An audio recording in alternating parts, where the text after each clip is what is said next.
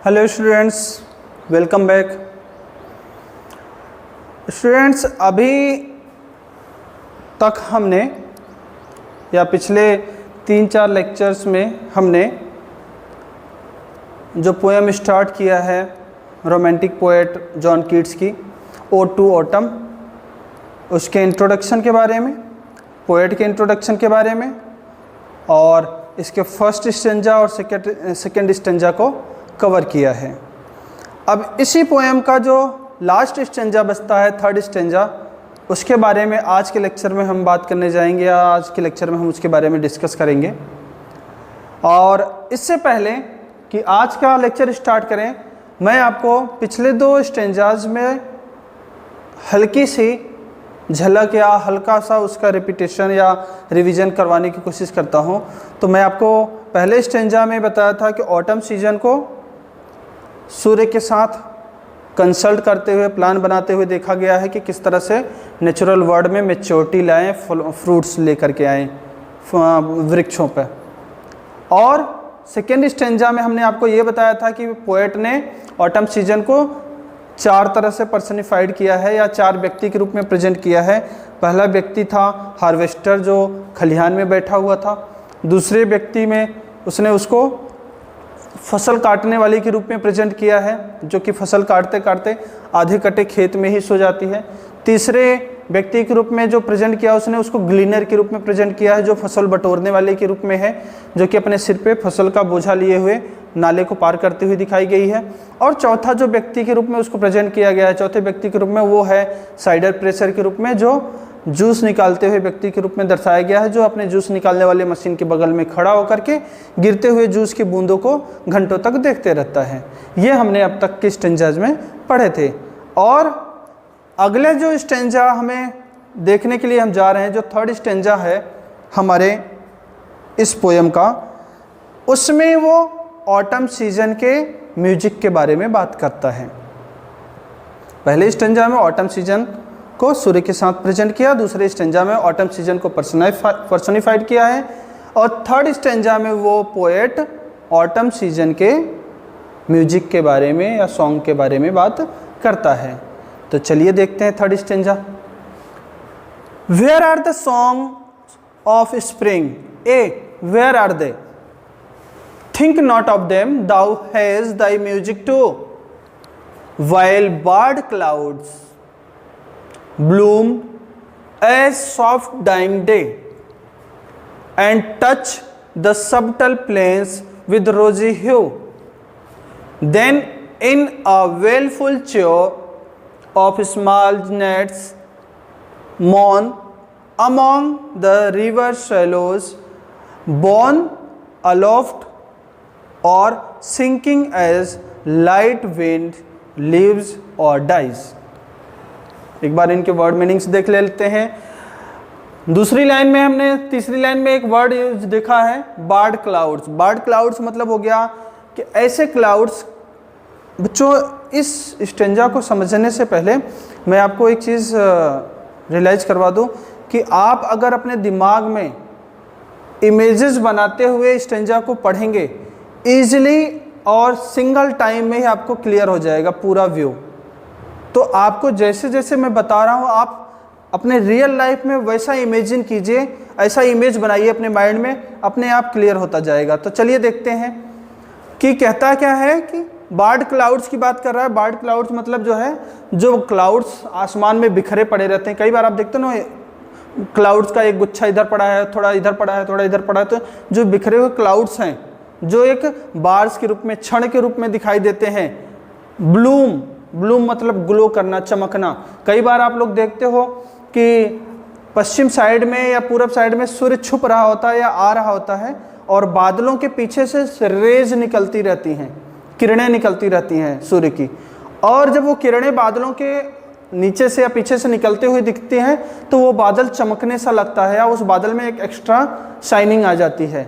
तो उसी को कह रहा है कि ब्लूम मतलब वो जो बादल हैं वो क्या कर रहे हैं, चमक रहे हैं। कब? Soft डेइंग day.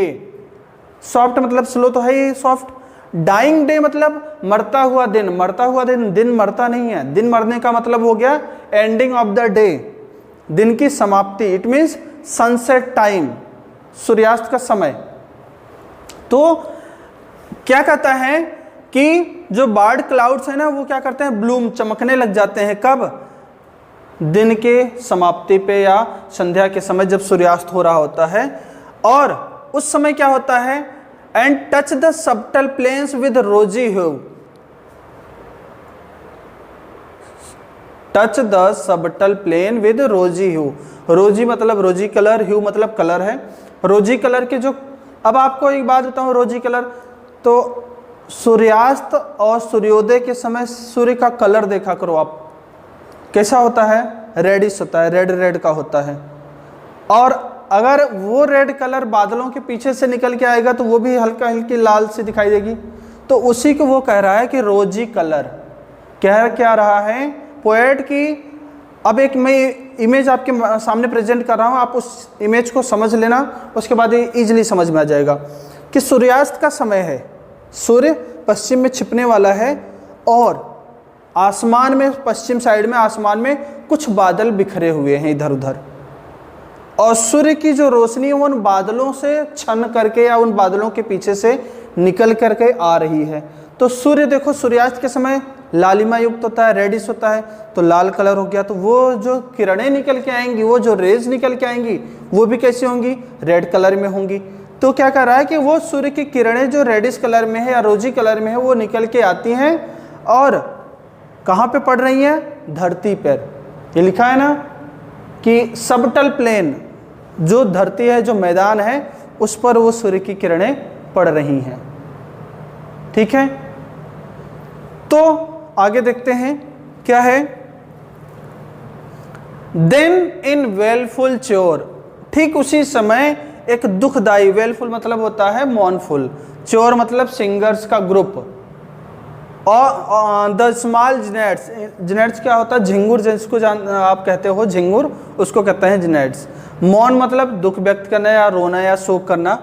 Among the river swallows, swallows मतलब बुशेज, झाड़ियाँ, रिवर के किनारे, किसी नदी के किनारे, किसी तालाब के किनारे देखते हैं छोटी छोटी सी झाड़ियाँ उगाती हैं, उनको कहते हैं स्वेलोज।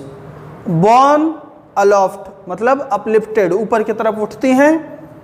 एंड सिंकिंग, फिर उसमें डूब जाती हैं, सिंक मतलब डूबना। एज द लाइट विंड, जैसे कि हल्की हल्की हवा, लाइव्स चले। अब यहाँ लाइव्स और डाइज का मतलब जीवन और मृत्यु नहीं है, यहाँ लाइव्स का मतलब है हवा का चलना और डाइज मतलब हवा का रुक जाना। लाइट विंड लीव्स, हल्की हवा चलना और फिर हवा का रुक जाना, इसके बारे में बात कर रहा है। तो बच्चों एक बार मैं आपको वैसे ही एक्सप्लेन कर देता हूँ जिससे आपके माइंड में एक इमेज सेट हो जाए, फिर आगे बात करें। पहली लाइन में वो एक क्वेश्चन करता है पोएट कि स्प्रिंग टाइम का जो म्यूजिक है, मतलब बसंत ऋतु की जो म्यूजिक है वो कहाँ है। कहने का मतलब ऑटम सीजन में बसंत ऋतु की जो म्यूजिक है वो हमें नहीं सुनाई देती है। फिर कहता है कि कोई चिंता की बात नहीं है क्योंकि ऑटम सीजन के पास भी खुद की अपनी म्यूजिक है।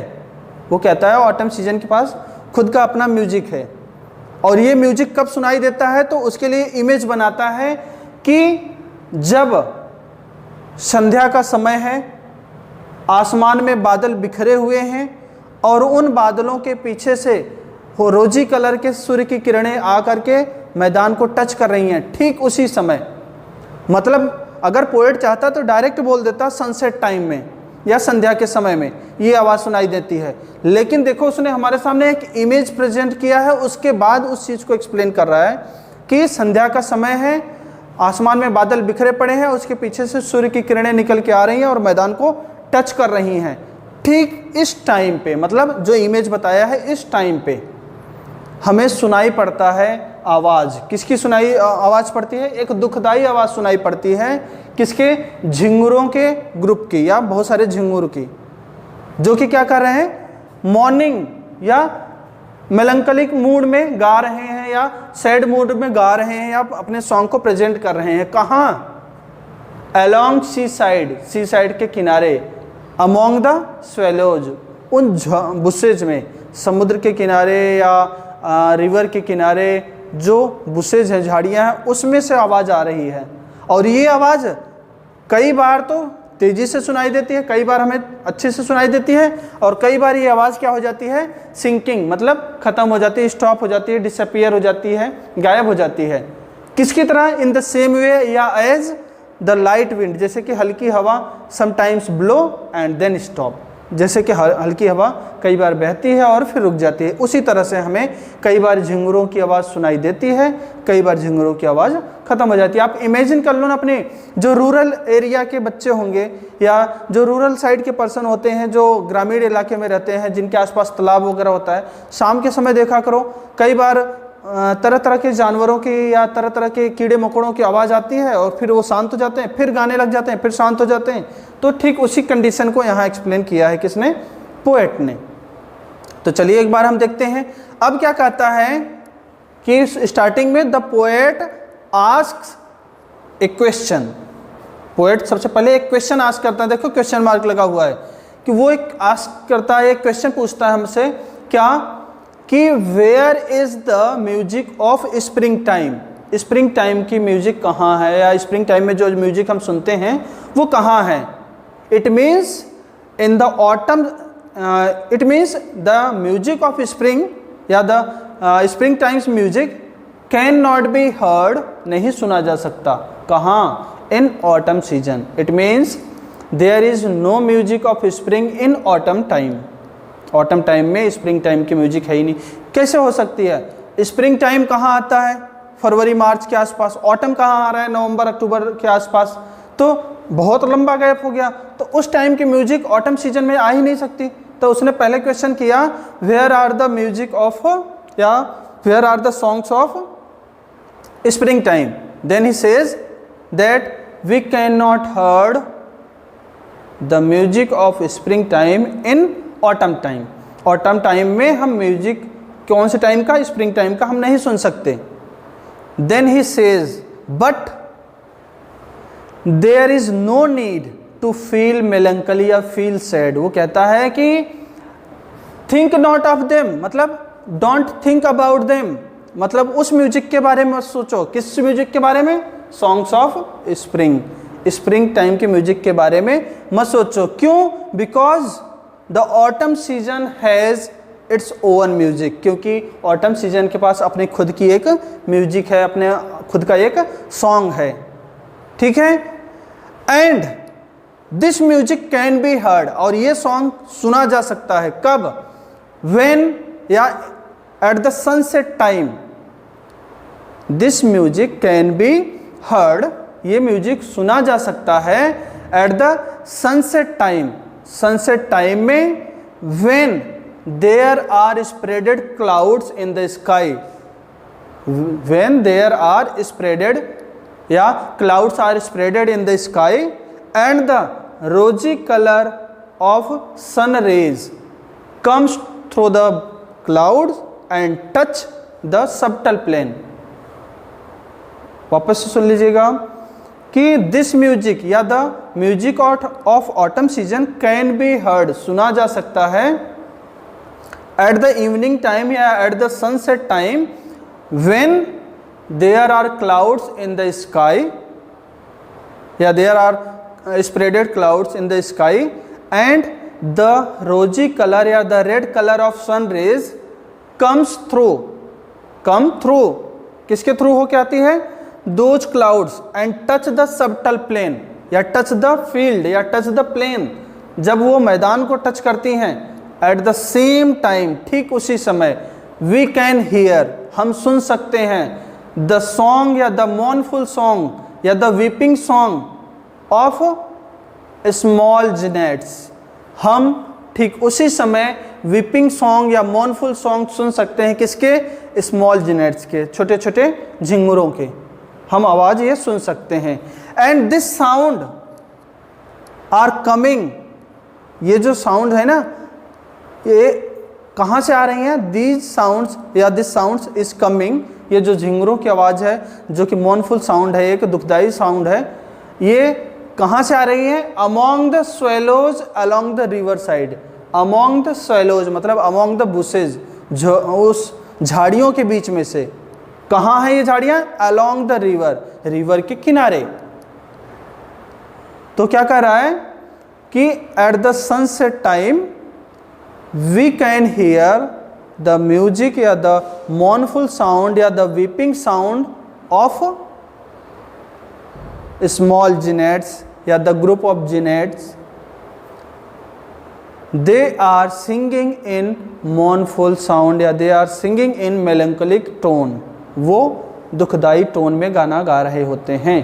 एंड दीज सॉन्ग्स, और ये जो सॉन्ग्स हमें सुनाई दे रहे हैं ना, दीज सॉन्ग्स आर कमिंग, और ये सॉन्ग्स कहाँ से आ रहे हैं, या we can listen these songs, हम इस सॉन्ग्स को सुन सकते हैं along the river side, river के किनारे, among द बुशेज, रिवर के किनारे जो बुशेज हैं, जो झाड़ियां हैं, उसमें हम ये आवाज़ सुन सकते हैं.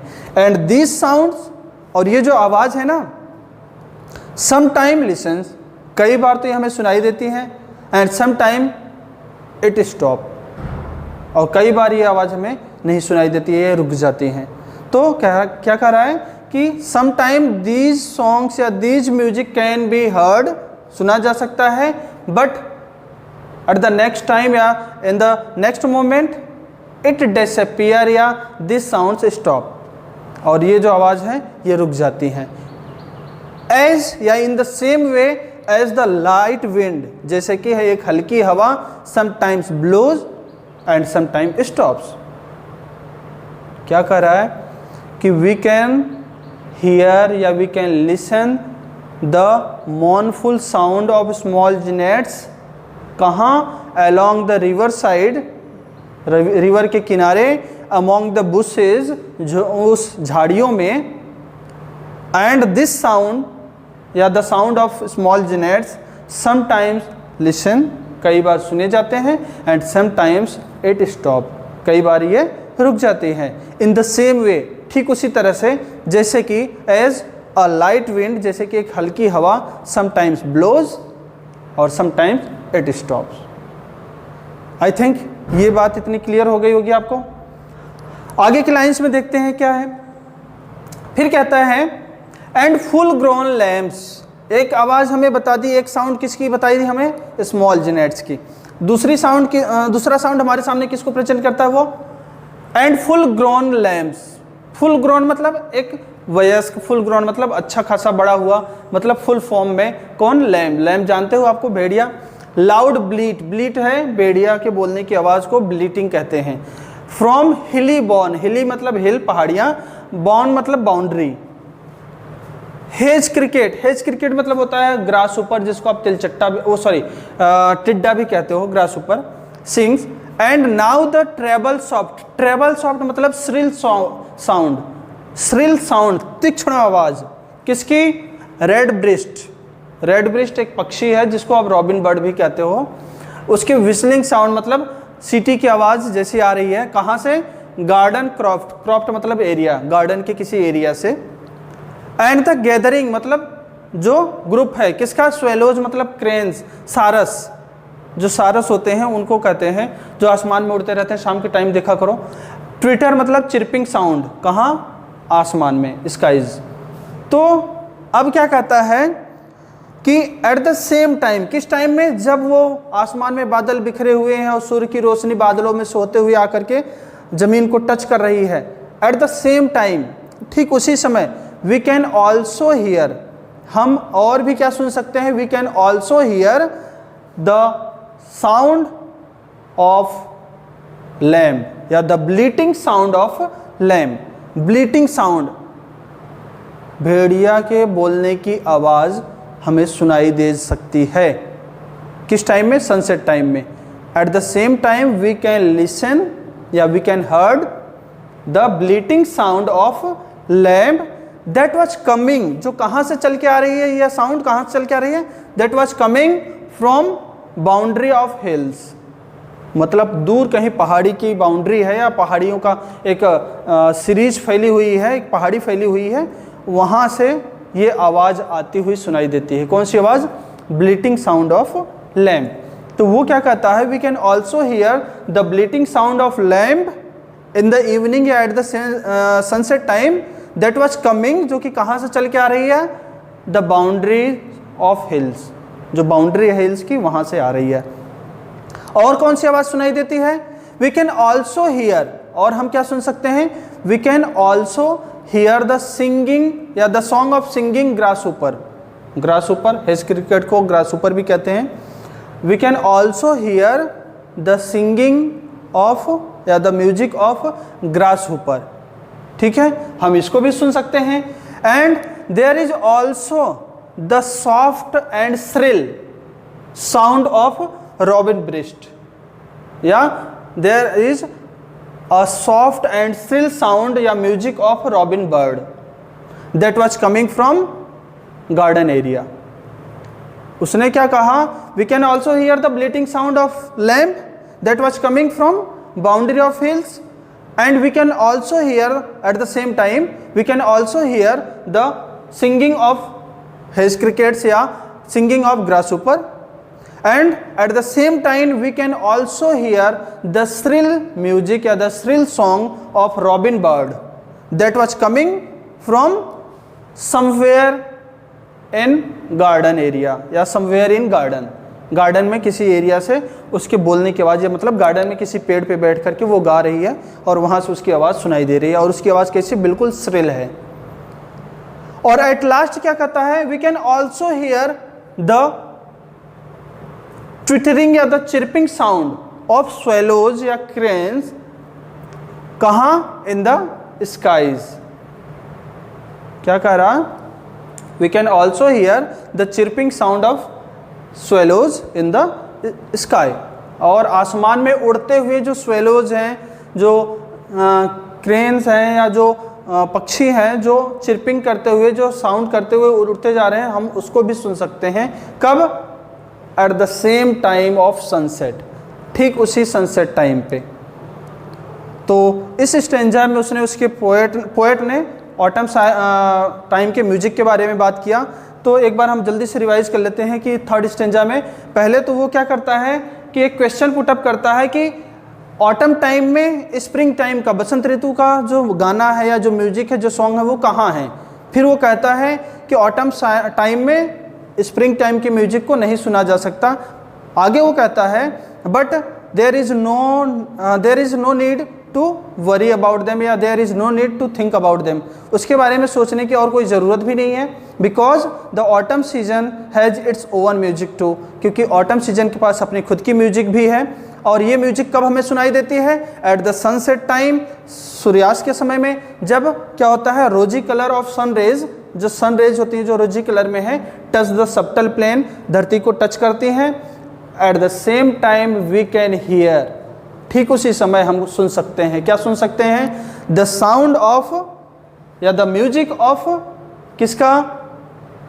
स्मॉल जिनेट्स, झिंगुर का। And it is a music of melancholy, या it is a sad music, या आप इसको इस तरह से भी कह सकते हो। At the same time we can hear या we can listen the mournful sound of small gnats and they are singing among the bushes.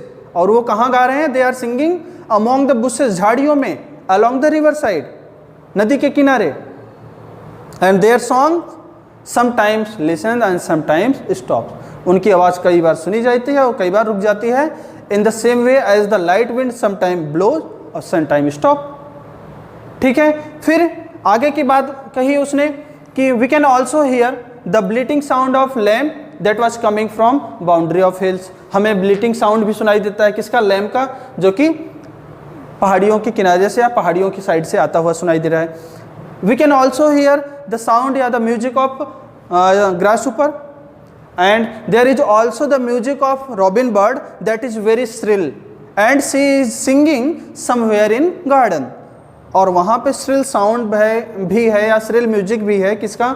Robin bird का, जो कि कहीं गार्डन में गा रही है। And at last there is also the sound या द म्यूजिक ऑफ ट्विटरिंग या chirping sound of swallows that are flying in the sky, जो कि आसमान में उड़ रहे हैं और गा रहे हैं। तो बच्चों, आज के स्टेंजा में या आज के इस क्लास में हमने जॉन कीट्स के इस पोएम ओड टू ऑटम को कंप्लीट किया, और आई होप आपको ये पूरा तीनों स्टेंजा समझ में आ गया होगा। फिर भी if there is any problem you can ask me. So आज के लेक्चर में बस इतना ही। Thank you.